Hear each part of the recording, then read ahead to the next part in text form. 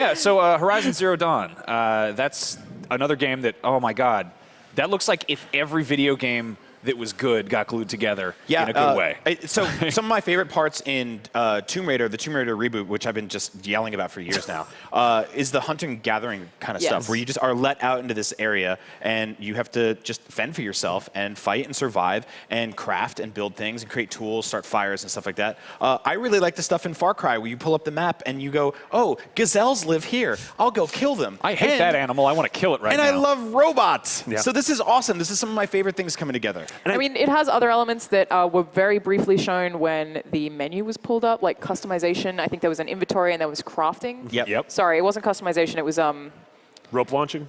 That was a thing. No, there was a bunch of stuff that was listed. Hopefully, it comes up that ties into what was said about it potentially having RPG elements. So with customization or crafting, I think we're gonna be screwing up some robots and getting parts and building weapons. Oh, totally. Yeah, and in the demo, you stumble across an NPC, and it seems like you could sort of initiate a quest or not, and then... And there's dialogue trees. And then you... I love dialogue trees so much. You open up your map, and you zoom out, and you see this map is huge, and in order to get to the other side, you can sort of hack a fake animal and mount it. And I'm like, what? Like, I don't know what this game is, but I'm super I also stoked. love mounts in video games. Yeah. They are fantastic. And we also got some really well-done voice acting here. So we had a little bit of, two characters fleshed out a little. She seemed super likable. I was going to say, I'm not usually wild about the sort of like ambient monologue stuff that happens in games where someone's walking around and like, I better be careful here. I better take out this. But this actually works really well. And God, this is so gorgeous. Look at this. Yeah. Look at that thing. And then we got that cool boss fight where it was fighting this thing that looked like Metal Gear Rex had a baby with a pile of spiders and a bunch of HR Giger posters. Like,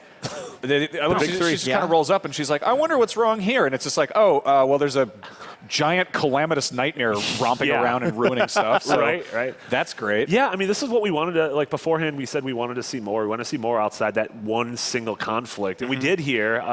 It's still sort of a very similar environment in terms of its flora and fauna. I mean, not in terms of its... Yeah, they all look like car stereos. They're totally familiar. They're just good old-fashioned regular animals. animals. Saying this environment looks the same. But then there was a weird crab man. Yeah. But I mean, we are seeing like weird, like the crabman. Old settlements that are torn down, which is like incredibly disturbing to see these sort of like rural German mountaintop villages that are overrun with Decepticons. Yeah, I'm really intrigued to see them finally say like, oh yeah, this takes place in Europe. Yeah. She did also make a reference to, just before she got to this point, I think she says, ooh, the town, which makes me think that maybe it's going to be that humans are really, really outnumbered.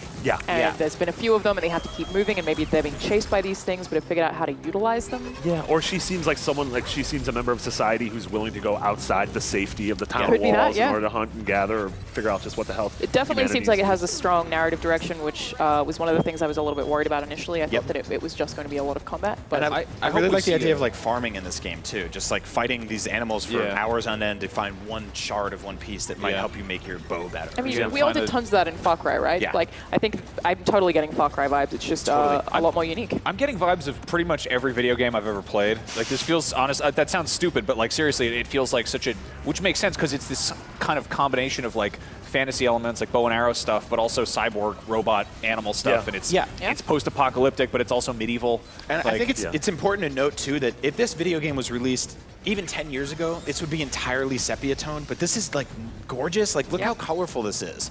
It's bright. It's adventurous. It's like vibrant. It's fun to look at. Flowy hair though. Yes, it's great hair. 10 out of 10. We're a long ways removed from the sort of Unreal Engine gully we were in for a while last generation. The culvert. That gully. Yeah. So I'm very excited about this. I really hope, the one thing I really hope is that there's like, that we haven't seen what the entirety of it looks like. Like, I hope that there's either some crazy like desert that looks entirely different, or we go to like an abandoned city. Like, imagine if like the second half of the game is you wander into a city and it's entirely like, it's like the Sentinels in the Matrix. It's all intertwined with like wires and stuff. I mean, the map looked pretty big, so hopefully there's a lot of variety in there. I mean, that's kind of the best thing we can hope for, is some more surprises.